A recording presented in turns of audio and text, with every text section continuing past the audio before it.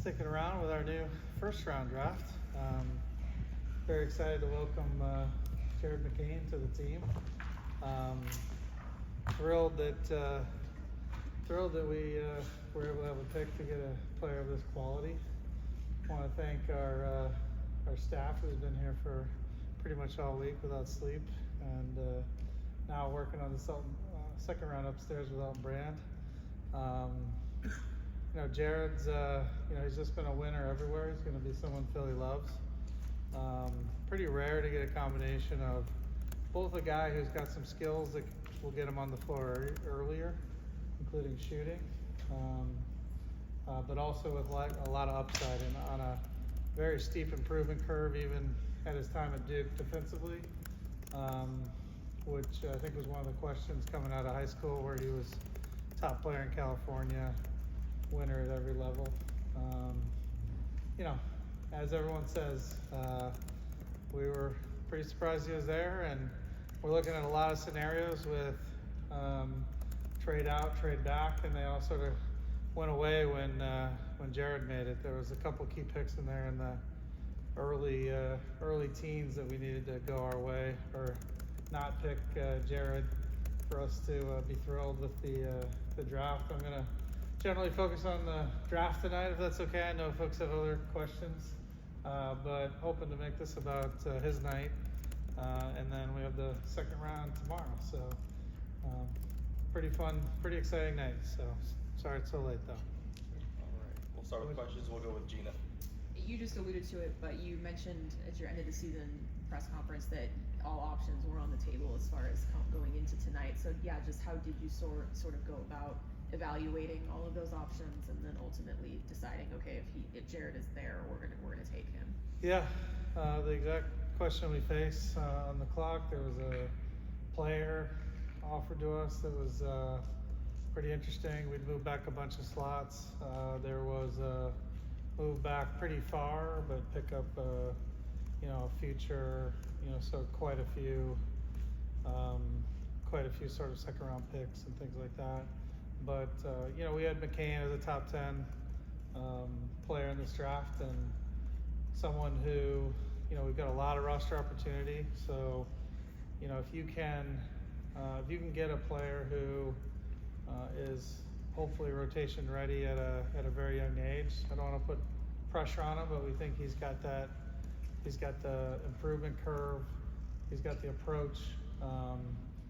He's obviously got a skill that the coach will turn around on the bench and say, "Hey, I need that skill."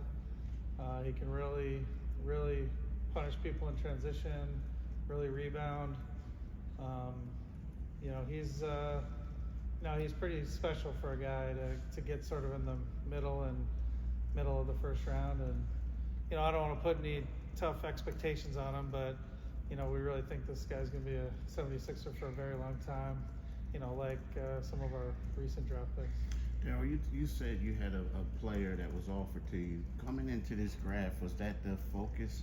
I mean, because that player will ensure that he's ready to play now over a draft pick who could be a gamble, so to speak. Yeah, we liked some of the concepts where we move back a little bit and pick up a guy who might be a little bit closer ready to play, but really the value on McCain was just too high for us. So we stuck in that. It's a player we might be able to acquire later potentially.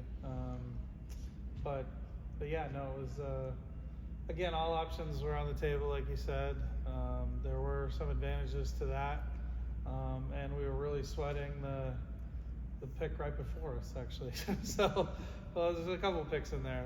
We needed two spoilers starting at around 12 or 13 to go our way for him to still be there. So he's a tough player and a very good shooter. But is there a little bit of concern with having a small backcourt with him and Maxey together?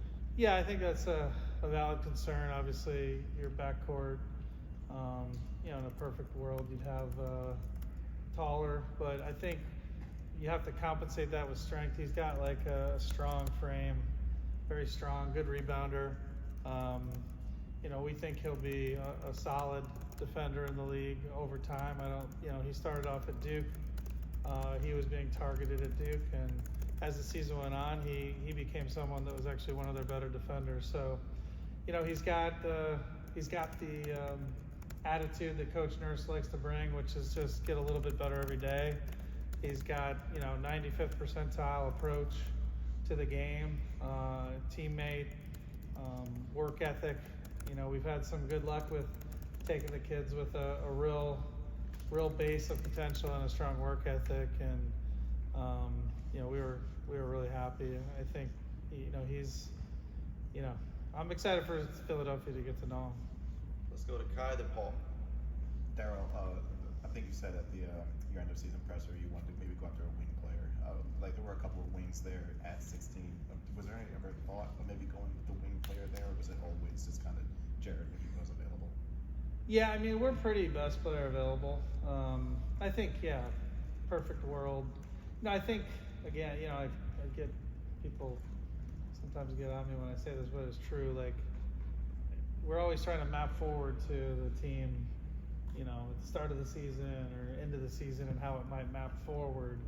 And we're not really looking at the roster right now. We have so many opportunities, so many permutations of what could happen that, you know, almost never when someone looks back at a draft and they go, well, how'd that guy go ahead of that guy? Oh, they had this guy, and so they had a wing in front of them. But that just never happens.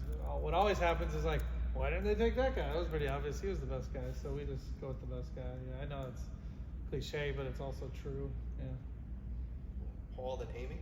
Daryl, you mentioned that you're in the season press conference. You weren't looking for like a plug and play player, obviously. Like you just mentioned, you're going to look for the best player available.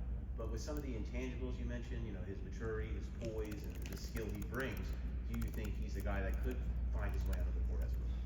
I think so. I think it's a big bar. I think it's tough. Obviously, we're planning to be, you know, the best team in the East next year and be right there with Boston and the other competitors. So it's a high bar. I think most likely it's someone who's, you know, generally when you're in the 10 to 20 range, it's someone who's not starting in the year at the rotation, but you hope, you know, by the end of the year, if they're contributing, then you're in a really good spot as they show their work ethic. And yeah, I frankly sort of checked every box. That's why we're so high on him, in that he not only is someone who has a skill and the work ethic to get out there on the floor, and also playing in high-level games. McDonald's, you know, he's been like a top 10 to 15 guy in the country in his class the whole way across. And so he's a combination of a guy who we think he can get out a little quicker, and at the same time, a lot of upside given he's very young and has a great work ethic. Amy, then Austin. Jared, when you look at his shooting, I mean, his shooting numbers are really good, and you say you guys valued him as a top 10. Is that one of the first things that kind of check the box for you, or is it everything? You give it his rebounding, the high motor he has, and the high IQ that he seems to play with.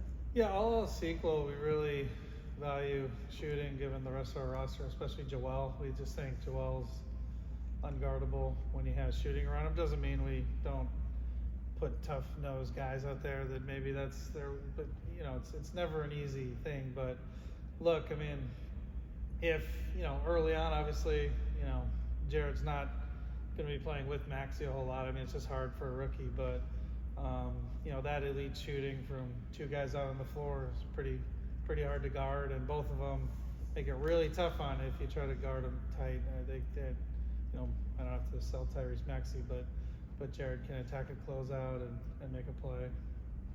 Austin, then Zach. Daryl, Jared mentioned that he hadn't talked to the Sixers directly leading up to the draft. What kind of goes into your calculus as an organization in determining, like, do we draft someone that we haven't really talked to and maybe don't have like direct intel on? Yeah, we really tried to. It's my phone. Sorry, guys. sell. We try to mostly be like a black box for the other teams. There's a lot of gamesmanship that goes on if teams know where you're heading. I was really disappointed. A lot of people were mocking him to us, so that was bothersome. Yeah, I like to be a black box. I think it creates trade optionality. So tend to do all our evaluation during the season, during like the period where everyone else does it. Zach, then Noah. Daryl, you talked about how Jared progressed during the season in college, and at Duke he played in an offense that was focused a lot on a big man. How do you think that will help him transition, also his performance in the tournament, help him transition to working alongside Joel Embiid? Yeah, and he's represented, scored 30 points in 2 of the key tournament games for Duke. Big game player. Has, as you point out, played with a top big man.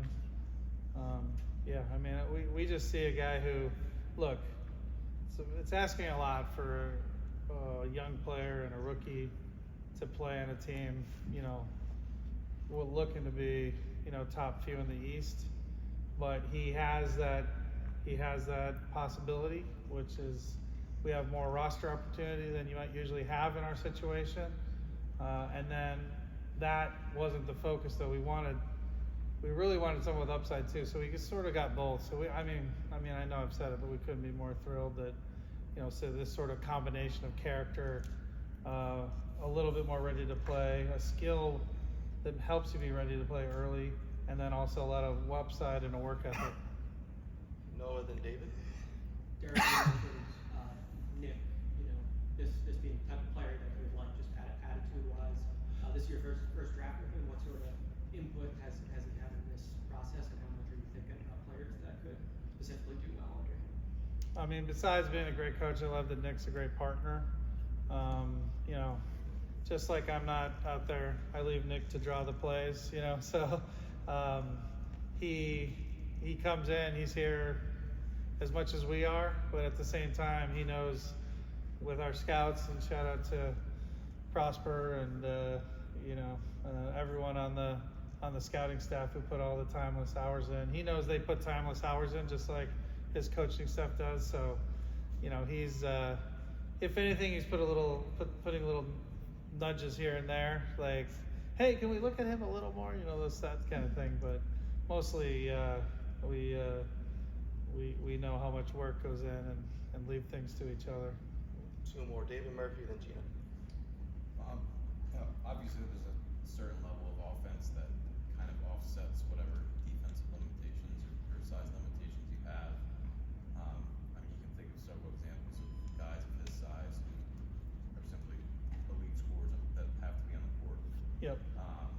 You know, obviously not naming any names to compare him to, but do you view him as, you know, a guy who can kind of shoot down the road, kind of high volume threes off the dribble, and, you know, kind of make that kind of impact on a court?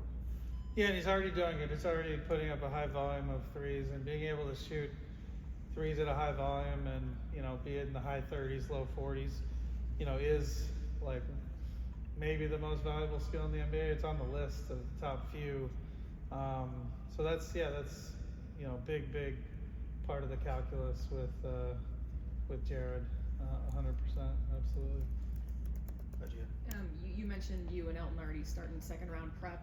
Obviously change with the draft splitting into 2 days. Do you like that, first of all? And then now that you sort of have crossed this threshold of the off season, how then do you see that informing the rest of what you guys do? Yeah, I don't think the draft's going to inform what we do in free agency very much. So that's pretty much how I do it and we do it. But yeah, it would be a quicker turnaround than normal. I love the second day. I think it's amazing that in the past, you know, there'd be literally hundreds of millions of dollars of decisions made, you know, back to back and with 2 minutes on the clock. I mean, it's a much better process for the league, and I think it was a great change. Thanks, Daryl. Thanks. Yeah, appreciate it.